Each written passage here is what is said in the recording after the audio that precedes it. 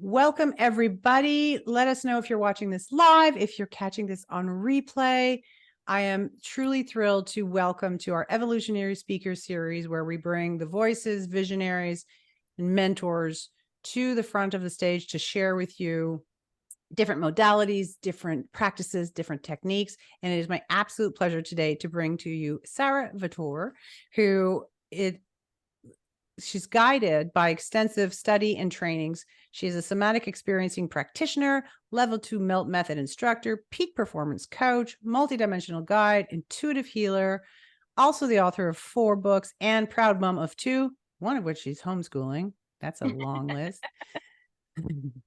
Sara left her full-time job as a guidance counselor to start her own business and take care of her own well-being. After in her 30s, she realized how shut down she'd become in her own life while navigating chronic pain and autoimmune issues. Her transformation came from working with diverse healing modalities, many of which we're going to get to touch on today a little bit and share. And I'm thrilled to be able to bring her to you to learn, to see yourself. A lot of conversations are here is for you to be able to see what is possible, no matter where you are, where you've been, what goals you have, to get to know different people out there, make connections. It's all about connections and sharing our stories and journeys together. So let's give a warm welcome to Sara Vatore, to our evolutionary speakers. Sara, welcome. Wow, Sarah, thank you so much. And I love the Saras, right? Like, exactly, we're the Sara sharing doers. about it. Yeah, it's great. Really honored to be here. Beautiful, beautiful. So I shared a little bit about some of what you do and the practices you've trained in, but a lot of this speaker series is about seeing who we are past that, past the accolades, past the titles, past all those things that many of us kind of sometimes think is who we are. And I love to start every interview with the question, who are you at your soul level?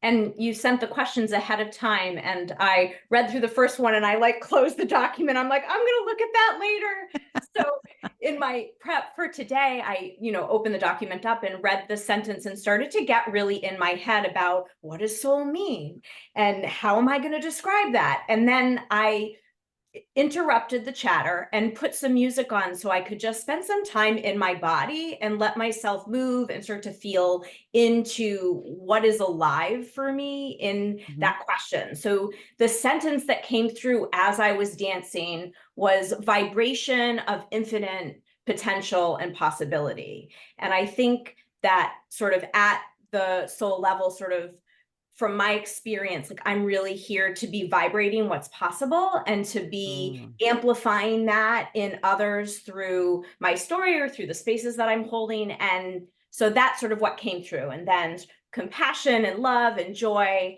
And I pulled out of one of my decks, and the card that came up was "You Are the Universe." Oh, I love that. Yeah, How as cool a is that? response. So I just thought that that was just such a neat, like, little amplification or like acknowledgement or ping from the universe around sort of what is alive for me right now. And I bet if I ask myself that question 5 years ago or in 5 years, the answer will be different. I love that. I love that infinite possibilities, because that's so much in tune with what we do here is talk about, you and I were chatting before we started, and I said one of my passions to do these interview series is because when I was stuck, I didn't even know what was possible. I didn't know to look past the direct realm around me.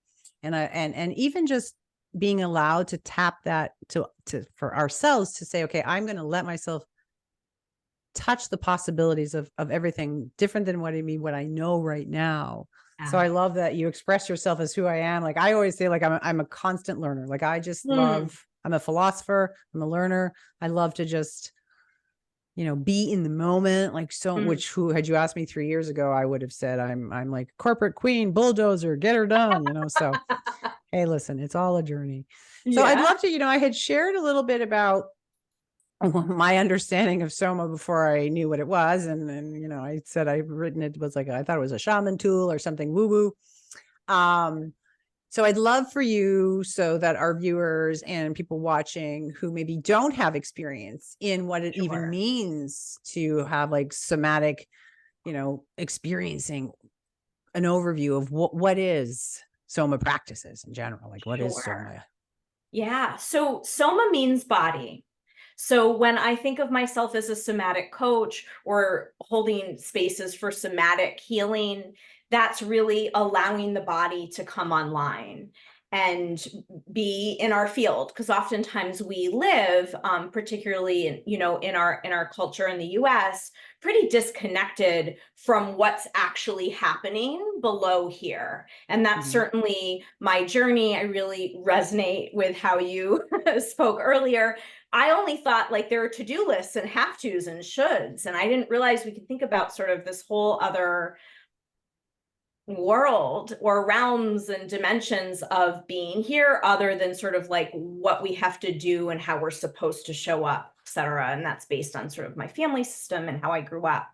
And so with the somatic experiencing, that's a modality that I'm trained in. So it's the foundation of the work that I'm doing with clients, is a modality that was created by Peter Levine that really looks at how we behave as governed by our biology, by our survival responses. And we see a lot now on social media, a lot about fight, flight, and freeze. There's a lot of conversations about trauma healing, and the foundational understanding of somatic experiencing is that our body, we're wired to survive. And so that Mm. takes precedent over how we, quote unquote, want to be showing up. And we're always constantly making choices and moving through life in a way where our physical system registers safety. And that is a wide range depending on sort of the communities we grow up in, the color of our skin, and where in the world we've lived, sort of different dimensions of safety. And we're also wired to connect and attach to our caregivers. And so we often will sacrifice authenticity for that attachment. And then we have patterns that can show up for us in our lives that get in the way, like people pleasing. I'm definitely a recovering people pleaser, Me hands too. up. Perfectionism. There are ways that we might then show up or mold or twist and put on an act in different dynamics in a relationship in order to be seen, in order to feel love. So Mhm. all from this method's understanding and the lens that I look at the world, like all of how we show up is governed by our body, and whether or not our body is deeming we're okay and we're safe and that it's okay to fail. Back in the day when we were living in caves, our survival was really physical dependent. And now sort of fear or survival might be like, I'm worried that I'm going to get embarrassed, or I'm worried someone's going to yell at me. I, don't necessarily want to go live on a Facebook thing because, what will people say? Or I look funny, so all of that shows up in the body. Big survival energy. Our heart rate increases, our breathing gets shallower, our muscles get tight. That happens whether we want it to or not. That happens whether I think I'm confident or not. And so with somatic work, a lot of times people come to see me after they've done a lot of therapy or they've done a lot of mindset work, and they know what they want to have shift and change, but their bodies are just not quite matching up. Or they might push through and do the thing they want to do and then sort of crash and burn afterwards and get sick or get injured or holding a lot of chronic illness in our bodies. So soma and somatic experiencing and anything related to somatic practices has to do with really looking at our body, building awareness around how we're showing up, and helping our body move into like a more organic cycle than some of the patterns and conditioning that we might be stuck in. I love that. And I think it's so important because one of the things, even in my own trainings, like I've done, it's interesting as you were talking, because like I have human needs certification and strategic, and it actually still, there's a lot of that. But what I love that you're talking about there too, is we've come to a place in time in the world right now where sometimes I get this feeling that we've forgotten how to even listen to our bodies. And quite often your body is actually the first one, like, you're the spidey sense, or like we all know the tingles, but then we negate it and we're like, oh no, that's just silly. Like we're trusting the status quo or the commonality of what we think should. And like, I love what you're talking about there, because this idea of like, we live our lives based on, you know, building someone else's dream, what they thought was right for us. And we talked a little bit about it prior to jumping on here about the modalities of school. So I love that. And I think it's so important that people even open up to the possibilities of remembering the voice of the body, because it really, I have the funniest experience once. Like, I know for myself, like, stress comes through my body way before I ever admit it to myself. Like, I can actually get the splashes and like, sorry for anybody this offends, like projectile vomit. And I'm still like, no, I'm fine. I'm not stressing, you know? And it's something, and even that evident, I'm like, oh, we forget. And I think I love that, because, and this is again why I love doing this series and bringing people who have this experience, who have this heart, who have this vision, is to even just bring that awareness, right? Because there's such power, our bodies. I mean, and like you said, because even when we were hunter gatherers, they listened to that sense, right? Like, hey, wait a second, I feel danger. And it's amazing how disconnected we've got. And I know it goes so much deeper. As I said, anyone who wants to go on your website, I'll have all the links in the comments below. But I mean, you do a lot of like in the neurology of it, and the mindset of it, and the well-being. I mean, so it's really kind of like, and that's why I love it. It's like a whole body, whole mind, whole spirit kind of system that we get to reconnect and remember. I love that. So in that understanding, were you going to say, sorry, go. Oh, I was just going to say absolutely, because we live in these bodies. Yeah, I right. know, We're living in these physical bodies, and there's so many ways that we learn very early on how to override. And that really, I mean, it starts as little kids, but like, if we even just look at the school system, you know, we're told when we can go to the bathroom, we're told no if we can't, you know, that's a basic biological need. That's one of the first ones that we can reconnect to, is like, how many times are we holding our pee just to stay in that meeting a little bit longer, or not miss the end of a movie, or right. There are little ways, right, that we're overriding these basic needs. And then that stacks up over time to really cause a lot of disconnection from what we actually feel. And I really had to learn that for myself when I started to do this training, and I realized through reflecting my own system how shut down I was, repairing that. All of a sudden it was like, oh my God, there are needs. I have needs. I didn't even know it was a thing. And then being able to start to listen to the body in terms of what was being communicated. I was holding a lot of chronic illness in my body. I was holding a lot of pain that I was completely ignoring. So it's pretty powerful. Yeah, because it's interesting you talk about that, because if you think of, let's say, the health, I'm not going to say all the health industry, but the typical where it's exercise push, it's quite often more focused on the looks, like how do you look, as opposed to this body or vessel that you're going to carry on. And most of us, and I'm definitely, this year is kind of like my whole health nutrition, like for food and stuff, because I'm understanding more and more how interconnected, because we get so busy. So it's like shove whatever. Like I was famous for eating Ritz crackers and peanuts. That was my go-to for the day, because they were fast and I could keep working. So I love how there's more voices and ability to say, hey, this is something we need to not only receive information from, but how do we also treat it with the love and respect that it deserves to carry us on through this experience we have in life. So I love that. I love that. So what would you say is, having gone through what you've gone through, having, you know, and we'll go maybe more into the journey part 2, but what would you say is kind of at this stage, all that you've been through would be your life's message? What would you say? So, and again, that question, I think you can ask me that at different times, and it would be different things, but I'm really here right now in order to share messages around the body's innate intelligence, and that it's possible to heal, it's possible to shift and change. We're not stuck in any one way or pattern or experience. And being, you know, having been on the journey that I have and rewiring my system and healing a lot of my chronic illness, and really showing up differently. Like I feel like a different human than I was sort of pre-30. that is all really possible, and that we have deep capacity, not only for healing, but also for accessing gifts and healing potentials. And we all really need each one of us showing up in like our fullest expression right now. It is such a challenging, tumultuous time on our planet, and we are alive at a time of great transition.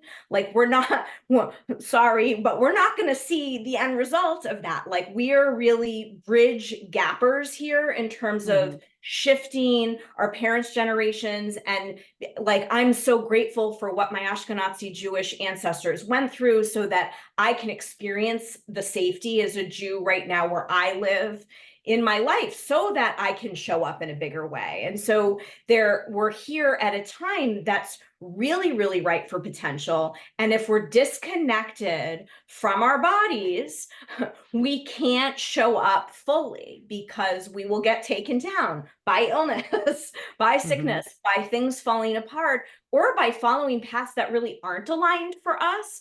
And when we click into sort of being in our own alignment and like having the embodied experience of what that feels like, there's so much potential and so much need for our gifts for future generations coming in the direction that we're headed as a planet right now. So those things. No, and you know, it's interesting because I say, I speak a lot about it too, because you're right. We're at a very interesting transitional stage. And with AI coming in, I think it's an opportunity on both sides. I have nothing against AI, and it's quite fascinating. But at the same time, if you have not moved into a space where you feel safe and confident in your own body, yes, from your own resources, there is a lot of opportunity where it's going to be even harder to navigate. I gave the example to a friend. I was like, picture a little tugboat in a bathtub with a baby, and the baby's like splooshing and the boat is just flying all over the place. Like, you want to understand how much you actually do have the ability to be in control. And control seems like a heavy word, and I don't mean it to be, but I mean to have the wherewithal to make those choices, to make those decisions, to make those alignments. And like you said, I love that when you talk about being authentic too, because it sounds silly, but allowing yourself to show up authentically and to be whoever you're going to be, however it's meant to be, and feel comfortable with that, and know there's the good and the bad, the ups and the downs, just that can alleviate. Because I mean, I work with people too. It's like just the fear of showing up and anxieties, the sickness that they get. I mean, the migraines and the stomach, and it's just like, and it's so beautiful. So, I mean, because again, there's so much, like the whole Soma experience can go from something, like you said, as small as being able to feel comfortable and confident in your body, to truly, like, if you look at like the biology of belief and changing your cell, like there's a whole spectrum. It's a beautiful giant spectrum. Yeah. And I'm kind of hitting the further one now, but it's a lot to take in when you've grown up in such a box. For sure. And I think as people pleasers or, you know, perfectionists, there's a way we can get my experience is I got very confused. And as a young adult, I was very confused because I was constantly trying to make sure that I was like showing up the right way. And the right way was dependent on whoever was in front of me. It was different from my parents, from my college professor, from my boyfriend, from what we're hearing in society. And so if we don't have a clear sense of ourself and what that feels like, then it's very hard to differentiate out the noise that's coming in. And that's the same for like, if we want to go in really big, expansive realms. Like if I don't know what I feel like and feel grounded and rooted in my body and myself, I'm not going to be able to differentiate the being I'm trying to communicate with, or, you know, the crystal I want, you know, or the spirit. So there are ways, like at the small, like real biological level and a simple level, that we need to know and sense ourselves before we can step forward. And then when we really want to get bigger and be in a more deep sense of expansion, having a very clear idea of myself separate from other people is essential. Absolutely. Absolutely. I love that. And so why at this stage is that your message, and why is it important to you? Yeah, I think as I was saying before, just because we are at this point in time and my own experience as a kid, I was so shut down.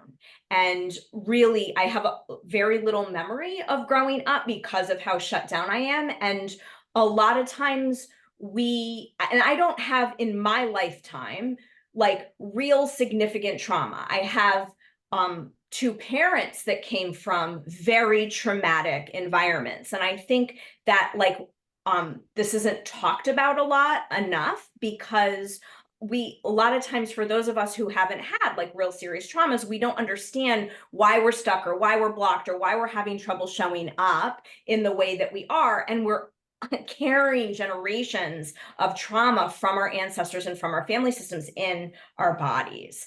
And so for me, in my experience, really being able to identify, wow, this is how I'm showing up and this doesn't feel good. And being able to move out of that and heal and shift and find a sense of self, that feels really important to me. Because if I had known that earlier, it would have prevented a lot of years of feeling very lost and very confused and very disconnected. And I also think as a mom, shifting, I have an 18-year-old that, that was my surprise senior year in college on birth control. Hello. And I have a 10-year-old, but, being a mom and when I got pregnant, I was not, that choice for me was the first choice I made for myself to keep the baby. My parents wanted me to have an abortion. It wasn't the plan. It wasn't the right way. And that was sort of this first aha wake up moment for me of like, wow, I don't want to do that. I can have a thought separate from my parents and that it could be right and it could be okay and it was right for me. And so healing for future generations also feels really deep in my core, just with my journey with my two boys and the healing I've had to do as a mom. With my 18-year-old, he grew in my really dysregulated, unhealed system. And, and through my own healing, he's able to have healing and shifts and changes in his system without me trying to get him to fix anything. And so by taking charge of our own journeys and our own healing has this massive ripple effect on all the people we come into contact with, whether we have kids or not. It's the grocery person at the store, the person taking our money at the movie theater, right? Anytime we're having an interaction with someone, our nervous systems are projecting out our energy. And so that's how we're healing. If we're showing up constantly, that ripple effect, that vibrational effect is going to have massive shifts in our world and on our planet. It's kind of like the spider web. If the spider moves a little bit over here, it moves the whole web. And I think it can get confusing when there's like a lot of hard things going on in the world and how much to kind of like put out into the world or kind of turn inward. And I really think at this point, for many of us, turning inward first, finding ourselves first, expanding our capacity, strengthening, fortifying our body and energy's capacity to hold complexity and nuance and difficulties, then we get to go out and move into the world from that place and have a lot bigger effect. And also in a healthier way, because we're not crashing or we're not getting burnt out or overwhelmed with all of the pieces. So there are different prongs for me around why this is important, but those are a few in this moment. That's why, I always say, I really do. I always say I bring world-class people. And so I always meet before I interview. And I knew there's a reason you and I connected, because so much of our stories, although so different, are so interwoven and so similar. And I know also that, I just turned 50 and many of the women in my circle have been through very much the same. And like you said, sometimes when we allow ourselves to show up, to heal, and to not hide away or have shame of it. You're right. It does ripple to allow. And that's why I said, for me, it's like, I show up, sometimes I look okay. Sometimes I look like crud. Sometimes I totally do silly things and mess up the entire video, but I keep doing it because Yeah. when we allow ourselves to be human and all that that means, and show that there are, and you know, you mentioned it, like your trauma was, but I think for myself too, this idea is like, there are different levels of trauma, but whatever happens to a person that traumatizes them, there's value in it. Like, you know, and because some people we're like, oh, well, my trauma is not big enough. And so they hold it and they don't heal it because they're almost ashamed. Like, well, it's not a big enough. If it hurt your soul, if it hurt your heart, then it needs to be heard. There's something that emotion wants to share with you, a lesson. And, you know, the intergenerational, that one's newer for me. So it's a little harder for my head. That's something that I'm more, you know, as I said, it's really interesting because when I started this journey, really deep dive about 3 years ago, most of what I understand and believe now was not even on my radar. Right, and it's a progress that we kind of move through. So it's really fascinating to me. And I am really loving learning more about it too, because a part of me feels like I lost my own mother. She took her life. And I feel like there's a part of me now that's like, well, maybe something within my healing journey will heal her own and whatever, you know, I don't have children, but my cousins and stuff, they have kids. Like, how can we be a part of that? And so I love that. As I said, it's a newer concept for me. So my head's not completely wrapped around the whole, you know, intergenerational healing, but I think there's a lot of value. And I think once we start moving into the realm of understanding the energies and how we are all interconnected and the experiences and the healing and the allowance of it, it starts to be a little bit more, you know. So I mean, you've kind of shared a couple of them, but was there a pivotal moment? Like, you know, you mentioned like in your 30s and you had chronic illness. Was there a pivotal moment where you're like, this shit ends now? Like, what are we doing? Yes, I remember it well. It was the spring of my fourth year.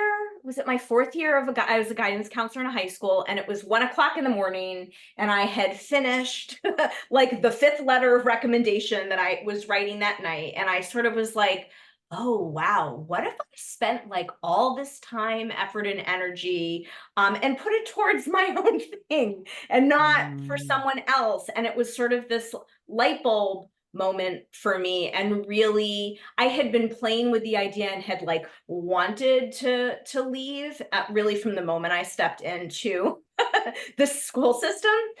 But it really was that extra push that really allowed me to be like, oh, I absolutely can do this. Like, I am so good at whatever I put my mind to and always follow through. And like, I could do this for my own, for myself. And that was, this is my 8th year of my business. So that, you know, that was over, you know, 9 years ago at this point. And I didn't look back. And that really allowed me, I took medical leave because I was noticing like all of these things showing up in my body. I was in different body parts, and, you know, with the traditional healthcare system, every specialist I saw said they were individual and it wasn't connected at all. And I just really knew it was something different. Like, this is one whole system, one whole body that we're in. And as I started to take, you know, I was, you know, pretty deep into the somatic experiencing training at that point. It's a 3-year process, and really waking up to how much I was ignoring how like what was going on inside. And so I took this pause, took a semester off, but within that time, you know, started to actually listen to my body, take care of my body, have space. I think a really key piece of my business is helping create spaces for healing, integration, and expansion. Because if we don't have the space to tune in, or a pause moment, or, you know, 10 minutes here or a half hour there, or a day to actually check in, we're not going to know what we want, need, or how we feel. And so I started to have these spaces where it was like, oh, wow, like There's a cardinal that just keeps coming back every morning I sit out here. I started to let myself be with and think about and explore and play in all these different areas, other than to-do lists, have tos, and shoulds. And through doing that and really creating space for my body to heal and to follow through on what I needed to do in order for that to happen, that's when I started to notice a huge shift in my system. And I started my business, and yes, and here I am. But that moment, I was sitting on the couch. I can picture it, writing those letters. Nice. I love that. And I love that. And I think that's, part of my desire in this is like, because most of us wait, it's that, we hear a whisper or the feather and then a Mack truck. And it's like, how do we get to people before the Mack truck hits them? Because a lot of times, unfortunately, we don't listen, right? We know we can feel, but we're like, oh, just one more day. And then either the major illness happens or the total breakdown or whatever it is. And it's like, just even helping people to see, like, start to listen, start to be aware, start to connect and take it. I mean, it doesn't even, like, as I said, nature is, I sold everything in my big city world. I moved to the country. I walk by the river every day. Now, not everyone's going to be able to do that. That was a choice that I was willing to, like, I wanted to walk away from all what I had been chasing up until then. But just like you said, like, I remember even just being able to be at a red light and look around and see the light hitting the trees or a bird or just in a small park. Like, there's so many small precious moments. And when you start to do those small connections and you feel that expanse and you feel that breath suddenly fill in, then you start to search for it more and you start to actually do. So, like, truck guy, listen to your bodies now. Yeah. And I think that's really, really important because we are wired to assess danger. And so if we spend a lot of time ruminating and our world is chaotic, there's like a lot of news we're watching, or we're watching TV shows that are upsetting, or we're listening to things, or families are blowing up and having, difficulties. Like, when that stuff's going on all the time, we're not gonna see the synchronicities, the light. We're not going to, like, feel the call to take a moment. And so particularly at the beginning, we have to set more of a real intentional, decision to step into this and to look for those spaces. I remember when my 10-year-old was small, I, like, no matter how difficult it was to get out of the house, no matter how much tears he was in, from when I buckled his car, shut the door, that 30 seconds or a minute walk around from the back of the car all the way up to my front seat, that was okay. Like, I'm going to breathe, even if he was screaming, like, I'm going to feel my feet, like, I get to exist separate from him. It's hard when life is full to create those moments or take that time for ourselves, especially when if we're a doer. And it's hard to slow down or rest, or when we have those spaces, our system just wants to keep finding things to do. And so we have to get real intentional in order to make the changes.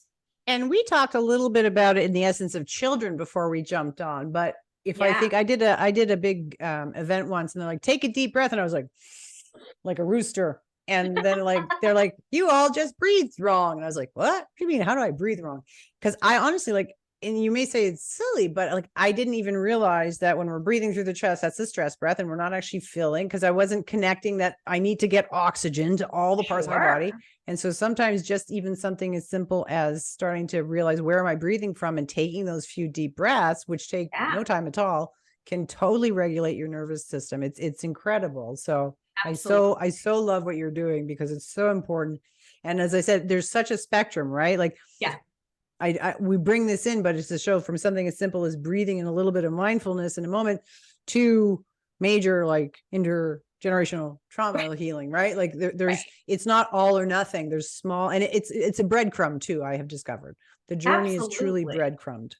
And making sure we have those spaces in order to feel, because, I know, particularly because I homeschool and I have a child, around all the time, there is a way I have to override and shove emotions sometimes. Like there are intentional choices sometimes where I'm feeling rageful, but I'm not going to rage out at my 10-year-old. I'm going to express frustration, but I'm still tempering how I actually feel. And so spaces like to feel ourselves and to be with ourselves become those places that we then get to move through and actually feel what we might be shoving on a day, like on a day-to-day basis. And that's what I also feel so passionate about in terms of the coaching space that I hold. Or I also do these one-on-one healing retreats for people to come and have space away from your families, away from work, and like in order to just allow the body to be with whatever layer is ready to be looked at, to be felt, to be played with.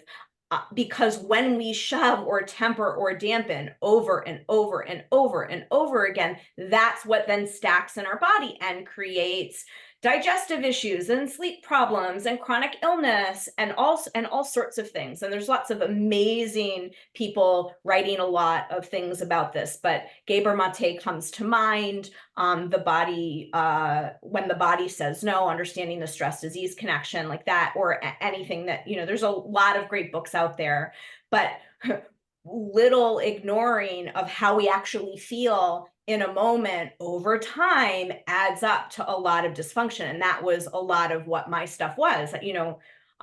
In my family, there was no anger.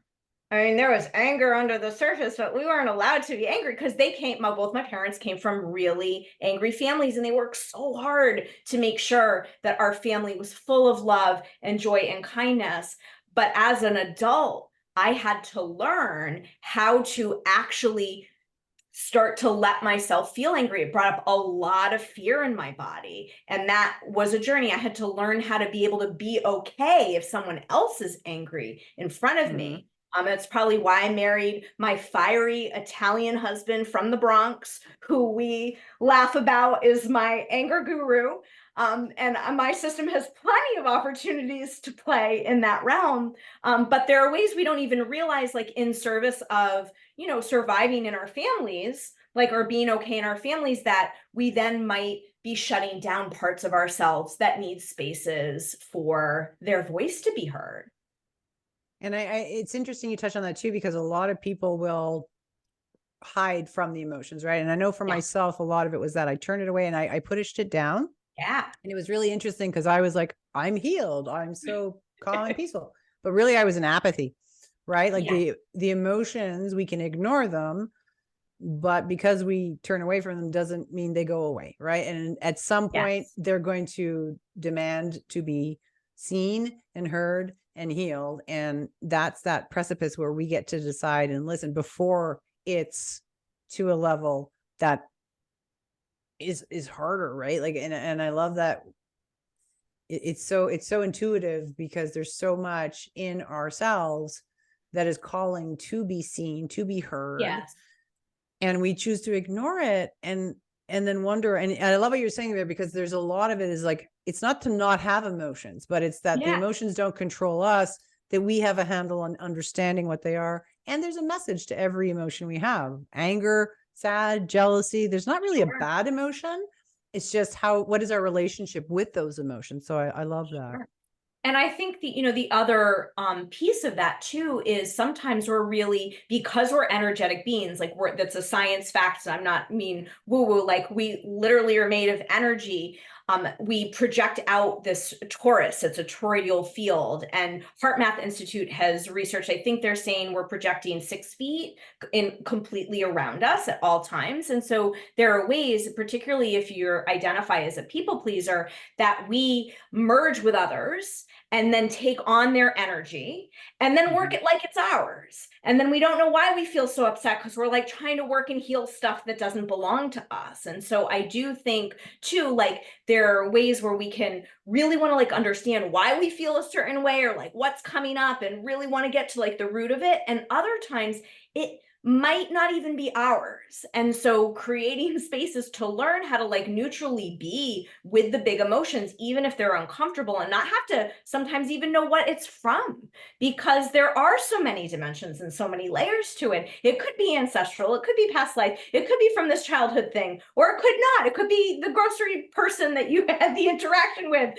So it's like, for me, sometimes it doesn't even matter what the emotion is, where the emotion is coming from, as long as I'm giving it space to move through and clear, and not hang on to it and cling on it and get stuck Or with have it. shame from it. Or That's have my shame. thing always, is Yeah, don't have shame. absolutely. You know, we, Yes. so many of us, and you talk about the generational thing, and I love what you're talking too, because it sounds like, and this is one of the things I quite often with clients or in programs, is there's beauty as a parent that you are open to show your children that it's okay Yeah. to have the emotion, to work through them, to Yeah. have had fears, you know. And I know parents so much want to be the protector and be this great thing, and they may be going through a divorce or this or that, and they don't want to show their kids like, I'm fine. But there's something beautiful when you share and be like, hey, you know what, my energy is a little off today, I don't understand it, and have that discourse and conversation that this is natural, like this is who we are as Absolutely. beings. I love that. I love Absolutely. that. And I think too, depending on our upbringing and what emotions we're comfortable with and what ones we're not. Like, I remember before I did any of my somatic training with my youngest, you know, with my oldest now, when he was younger, I'm mortified, saying to him, don't be angry. Why are you angry? Because my system, in the face of that, couldn't tolerate his discomfort. And then I learned, like, oh my God, of course he gets to be angry, even if I don't think he should be. I mean, I don't get to determine that. We all feel what we feel. And so we've had to do a lot of healing together. It's created the space for me to, you know, I have a very fiery little 10-year-old who's been on his own unique journey. And, you know, I've had to learn how to get comfortable, because my default is to shut down or to try to fix it, and prevent people from getting angry. So at the beginning of my relationship with my husband, I was constantly like trying to make sure everything was okay. So like he didn't get angry about stuff. And he's not angry at me. He's, you know, can't find his keys. He's, you know, doesn't have a clean sock. I mean, it's silly things, right? But, you know, how our systems have been conditioned really can affect, if we don't have awareness, like how we're showing up and what we're saying to our kids, or what we're saying to our employees, or the people that we love in our lives. I mean, it affects all of the ways that we're communicating. So true. So true. And so, Sara, what advice would you give to someone who maybe is just starting on their somatic journey, or interested? Like, what are some of the beginning steps or best practices to begin with? Yeah. So what I like to start with, and this is really a building awareness, right? We can't make any changes or shifts if we're not aware that we're doing it in the first place. And so starting to bring a non-judgmental curiosity to how your body's showing up is the best way to start. And what I like to do is use a scale of like a 0 to 10. So getting really curious about like what I would call baseline. Like, where are you with 0? Like 0 is calm, middle of summer, no expectations, like grounded, centered, right? And 10 would be like super stressed out, panicky, overwhelmed, feeling burnt out, right? Like that can look like I'm shut down and I can't do anything, or that can look like I'm just like so anxious or activated all of the time. And so starting to get really curious around how your body shows up on your unique scale. So oftentimes when I pose this question, I work a lot with teenagers and young adults, but this is also true for adults. Like, you know, where are you a 0? And people will say, never, nowhere. I am never a 0 from the moment I wake up to the moment I go to sleep. Like, I'm always going, I'm always thinking. And so if you're one of those people, the invitation is, where are you closest to a 0? Or where in your life, like, you know, that vacation when you were, you know, 16 with your family to the beach, like, if you can pull a memory of a time where you felt calm and grounded, we want to start to use that as a foundation, because in a stressed moment, in an activated moment, I'm not going to be able to feel calm or settle my body if I don't know what that feels like in the first place. So really starting to build awareness around, where am I when I'm a 0 or close to a 0? Who am I with? What are the things that I'm doing? For me, like you, I'm a nature girl. Like I will go outside. That immediately settles my system. Nature is living, breathing, healthy, coherent energy. And because we are projecting out to each other, nature in the same way is that beautiful reciprocity. And so getting outside and putting your system in that, and even if you still feel stressed out, that's going to help settle things. The beach also for me, that's like, just the most magical place. That's where I feel like most grounded and connected. Yeah. When I'm in my movement practices, right? So those are the things for me where I feel most centered, most grounded, most connected. And it's going to be different for everyone. And I think that's the important thing about any of our self-development journeys, but particularly with the body and somatic work, it's really about finding what works for you. When I work with clients, I have a lot of great tools and frameworks, and I'm training a whole bunch of stuff, and I can integrate, all those things, but I'm not in your body.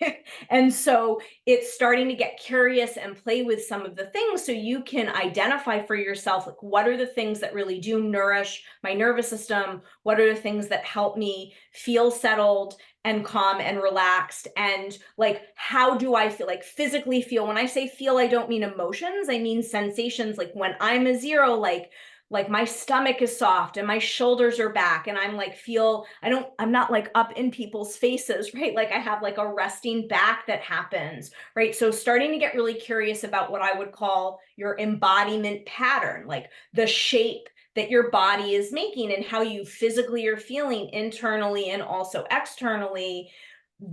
Getting curious about that on a regular basis will then allow you to find that or be that more frequently. And so that's the best place to start.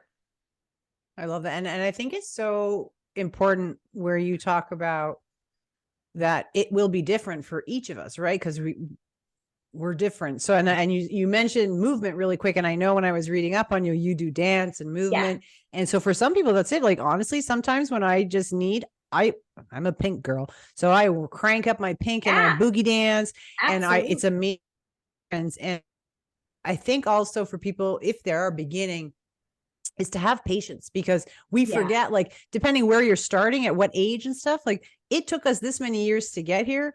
So I know a lot of people, like with meditation, and even for myself, it took a long time before I could, like, most people like one, twice, they give up, but it's like, do what you can. Like it's so silly. And I don't have a Peloton, but they have a new commercial and it says something is everything.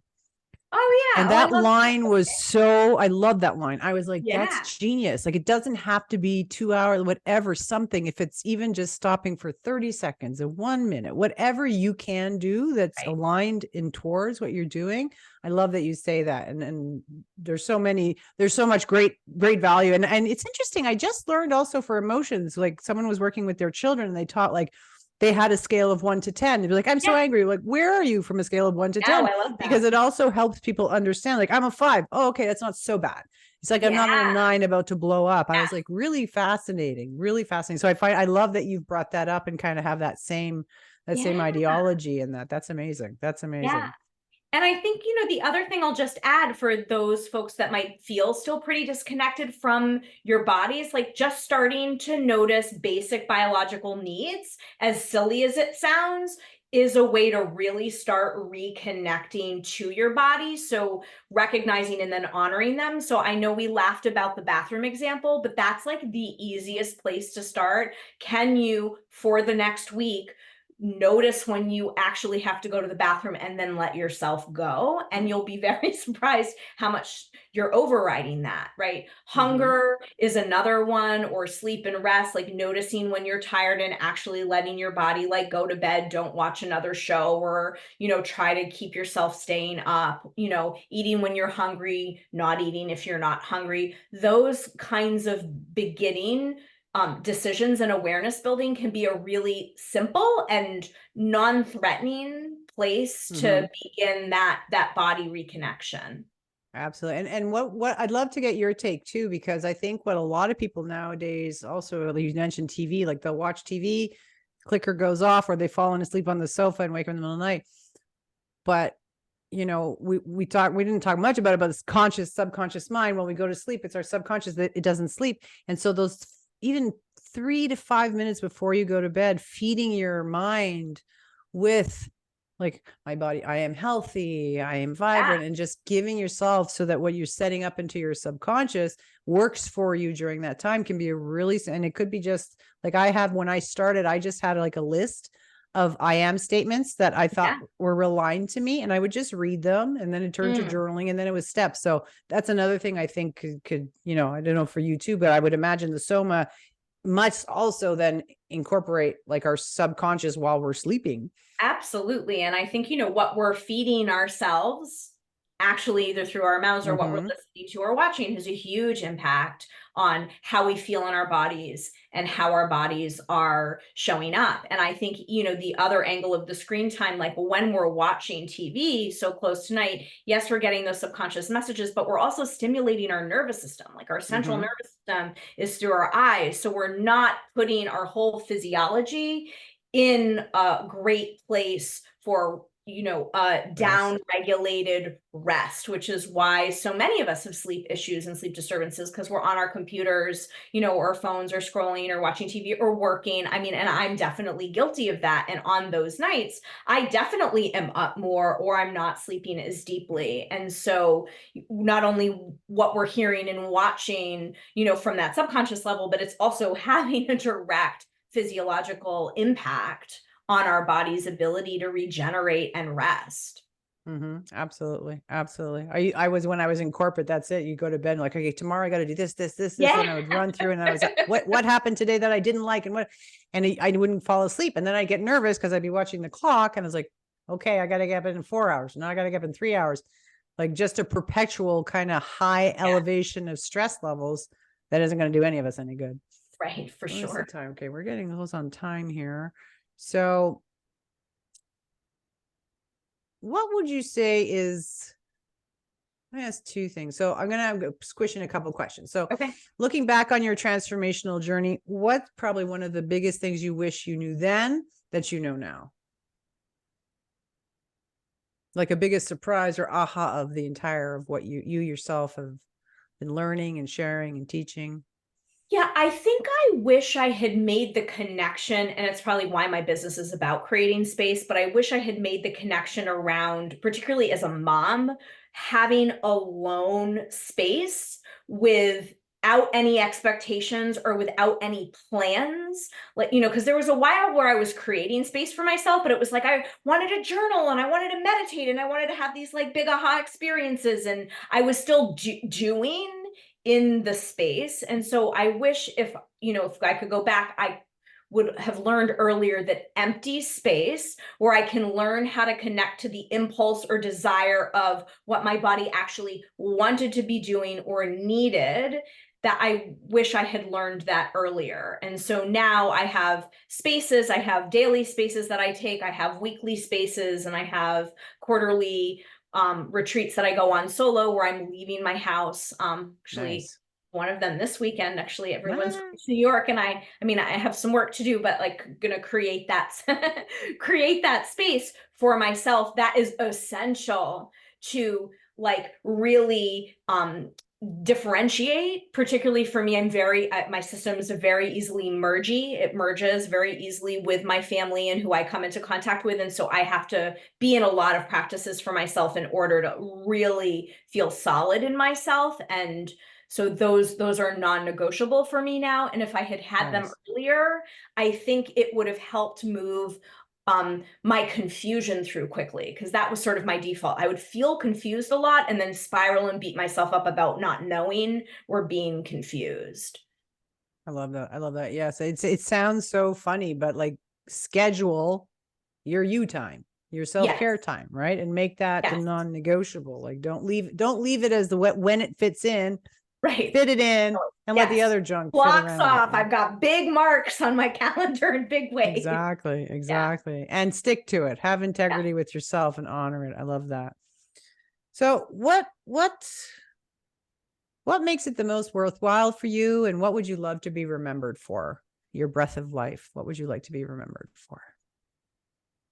I don't think I saw this question in the prep. What a good I like to question. throw ones in. I got to Oh, keep I them like juicy. it. Yes.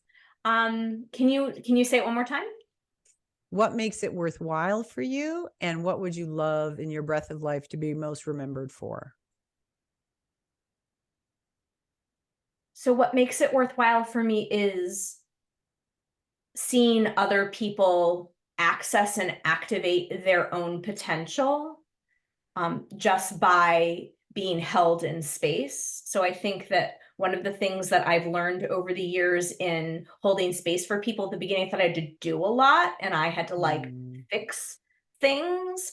And I've learned through all of like my years of training, and I'm continuing to learn. And right now I'm right in the middle of this really amazing biodynamic cranial sacral training where we're really working with the fluid system in the central channel, and we all have innate healing right in that spinal cord, like right in this fluid that can move and be with our body. And all we have to do as practitioners is just hold the container and provide space for that. And that really mirrors in how I show up in my coaching. And so it really makes it worthwhile to me when I see other people connect with that within themselves, that they have the power. It's not about me at all. It's about them being able to realize that potential and activation of their own gifts and healing. And that really is quite profound for me, whether someone's on my table or I'm holding space or even just in a moment with my kids. I love that. I know, because I can see just the energy in your face from it. So I love it. I love it. Yeah, great. So before we go, I don't have any questions too, but what would you say, just to wrap up in the questions throughout the discussion, and even if we haven't touched on anything, what are the key takeaways that someone moving into this or interested in doing, what are the key takeaways that you would say, okay, if you remember nothing else of this entire conversation, remember these few points?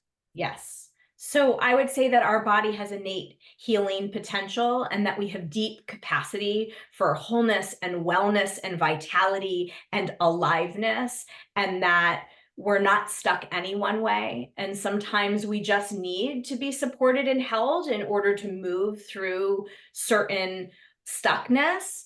We're pack animals, and we are not here to thrive solo. And I think we have a culture in the US of, I'm going to do it on my own. And, and, and if I need help, I'm weak or there's something wrong with me.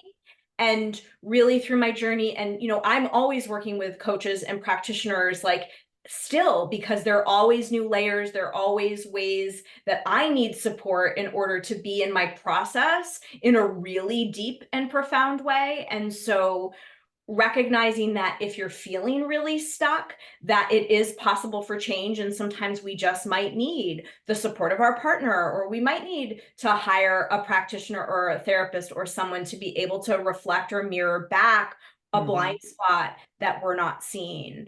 But our body wants to come into wholeness. It wants to be well. And when we create space for that, it gets to be possible. I love that. I love that. And I think also where there's more and more is, our natural bodies, without chemical additions and stuff, it was made to heal itself in many ways. Yes. And there's great power when we can start to realize that and say, okay, how do I reconnect to that? Because I always giggle and look at all the different types of food, and then, oh, oops, that's carcinogenic. Oops, this, it's like, and it's going to keep going. That's not going to change, right? We have to be realistic about what is possible, what isn't. Fast food, commercialism, ease and stuff, that's going to be there. But owning that power within us to say, I don't love where I'm headed or how my body's feeling. what can I go and search and find out for? So I love that. And I love what you said there. There's two things in particular for anyone listening that I love. One, good coaches should have coaches, because our journeys never end. It is a rule that I have always had and held and learned. So I love that. And, you know, that we're not here to do it alone. And there's no need to feel shame. But I can't speak for men.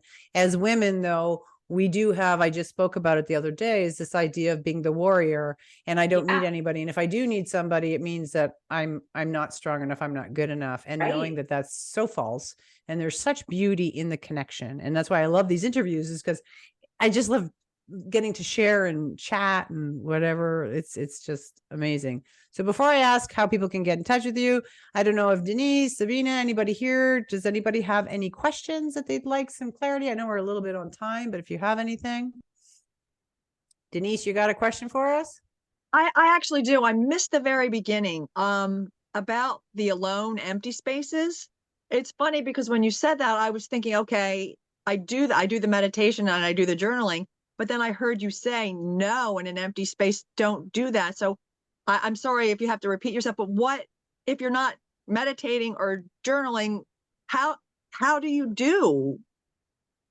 And that might sound crazy, but how do you do an empty space? Just breathe? I mean, Yeah. I'm so used to Yeah, it's such a great question. And I do want to say, like, creating space for meditation or for journaling, I mean, that's so generative and important too. And what I'm talking about in terms of this as a way to deepen the connection with the body is to create space to listen to your body. And so what would it be like if you like laid on the floor and just sort of like hands on heart and chest, and without a meditation intention, like without an intention to like, I'm going to meditate, right? Yeah. And just sort of said like, okay, body, like, what do you need? Right. And to be soft. And when I do this practice for myself, because I do this almost daily, sometimes I need to cry. Sometimes I lay on the floor and I don't move. Sometimes my body's like, put some music on, and then I'll like roll around. And sometimes my body's like, put loud music on, you need to scream, right? Other times I'll feel the impulse to go outside. Right. Okay. So it's creating space to sort of tune in and let your body lead. So it doesn't mean that I don't do I might then do something, but it's because my body is asking for it as like a nourishment, as something it's desiring, as opposed of like, I'm going to do this thing right now. Okay. Does that make sense? It does. How long do you do that? I mean, you lay down, you set, see here, that's so funny because what just popped into my head. I love it. Why Denise, why do? I was gonna say, do I set a timer when I lay down? Do I set it? And then do I get up? Do I journal? Do I meditate after that? I mean, like just stop it. Yeah. Okay. Yeah. And I think, it's really what you're called to experiment with. Okay. Right. And right. So one of the things for me, like I started with, I would go down to this river because I had to get out of my house. So we have a reservoir, and I would bring a bag, and I'd have my journal, and I'd have tarot cards, and I'd have a snack, and I'd have music, and I'd have all the things that I could possibly need. And I knew I was going to be there for a half hour or an hour, depending on how much time I had. And I did set a timer because that helped my nervous system and my brain know there was a beginning and an end. Right. And then I just sat until I felt called to stand up and look at the rock that was over there, or go in my bag because like I felt like I needed, like my throat was dry and I needed something to drink. Sometimes I'd put the music on, sometimes I would breathe. So it's creating the space and then just allowing the body to have a voice, and experiment. Try 5 minutes to start. And like, what's that like, especially if you always feel like doing, like starting small, there's no wrong way. And I love thinking about these things as an experiment, like experiment energy. Like, what would it be like to just like try 20 minutes and see how it lands in your body? Okay. Thank you. That sounds great. Yeah. I love that. Denise, I love you too. Like, oh, how do I do this right? Yeah. Yeah. Can't do it wrong. And Never get But away. no, but I mean, I love that. I love it because I know exactly what you're thinking. Many people Yeah. will like, oh my God, what do I do? And I love, Right. Sarah, that you talk about, because there's part of that is unlearning the busy and learning to reconnect and listen to the voice, right? To be like, I have no Yes. plan. I have nothing. Let me just, even if nothing comes to you, but to do that in steps Right. to, I love that. I love it. So Right. we're running And out I of time. Yeah. Oh, I was Go just on. going to say the doing too is often a way that our body feels safe, that it's Mhm. not safe to slow down. And so it's learning how to like recondition the body that it's okay to be quiet or to be still without an agenda. And that can take some time. So lots of patience and kindness to yourself. Awesome. Awesome. I have a note here from Sabina saying, appreciate the wellness healing discussion. Curious about challenge I'm seeing. Somatic. Sabina, do you mean that, is it possible that the challenge would Hi, be good everybody. enough? Sorry if it's me No coming problem, on. Sabina. I was curious because part of my desire to join this session was this use of the word somatic recently Mhm. popping up in my Facebook feeds about this 28-day weight loss challenge based on somatic whatever, theory or approach. Like, and I'm going, so what does that really mean? And how is that different from just get off your butt and do some movement, right? Yeah. And so I'm curious, is that more of a scam type of program? I don't mean to belittle it, but it's like, it just looks like, the advertisements are for typical move, and I don't know what would make it so different or unique. Is it something to consider? Because I know that inside, for me, I bear a lot of stress, right? And have always done that. Even at 65, I still live to work, not work to live kind of attitude, and trying to reverse that. And now, I'm back to sitting at my desk for 14 hours a day and forgetting to get up to pee and go and eat something. Yet I'm still a big woman, right? And yeah, I make effort to move around and this and that, but I was really triggered to understand more of this somatic approach to exercise, weight loss. And Yeah. was curious if you had an opinion at all on that. Yeah. And so I've not seen that program, the specific program that you're talking about.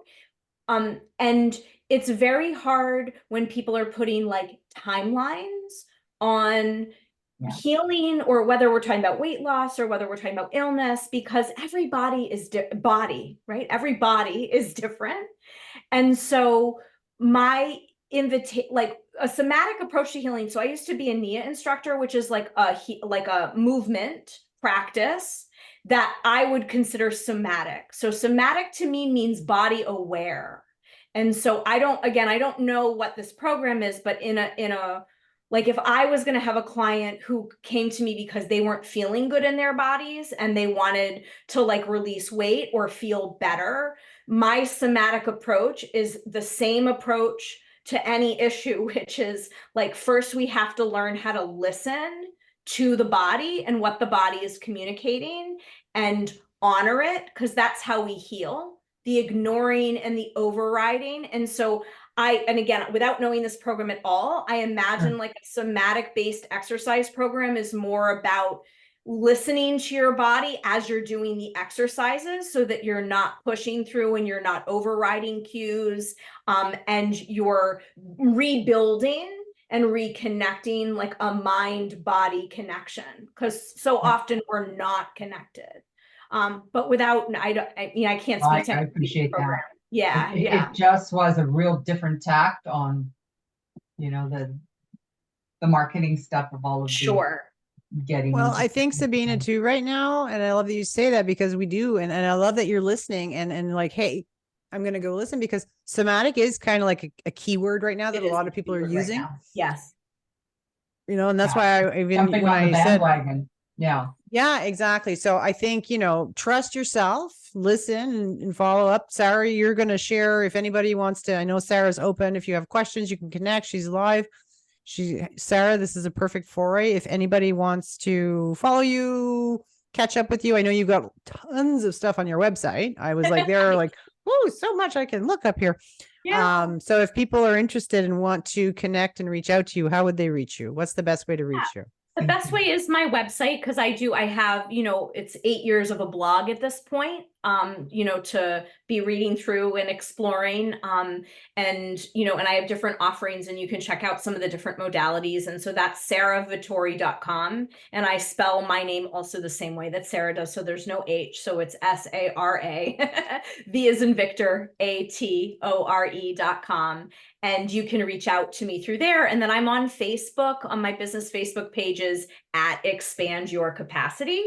And then my Instagram, where I'm posting about 3 times a week, is at sara.vatore. And I, have different offerings and things and that are in the works.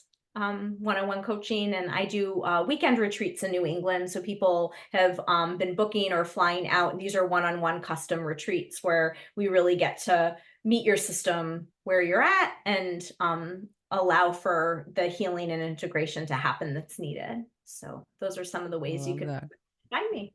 I just realized I pronounced your name wrong. I didn't That's add okay. the Vatore. That's okay. I went from very Jewish Goldberg to very Italian Vatore. Goldberg would have been easy. I would have pronounced Goldberg. When I'm married, I miss the Vatore. I miss yeah.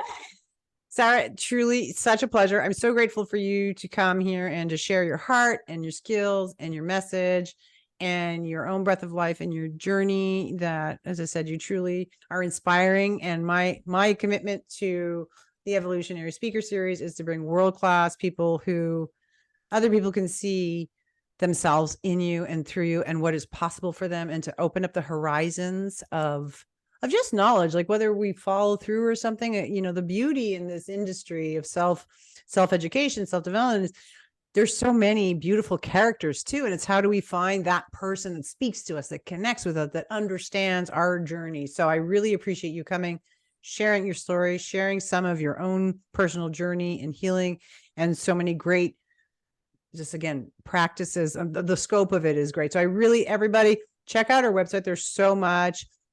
As I said, we're going to have the replay staying on my thing for a while. So Sara will check it out. If anybody had comments, we're going to check on Facebook if you were watching it streaming, see if there's any comments, because I can't see it here, but we will get to all of them.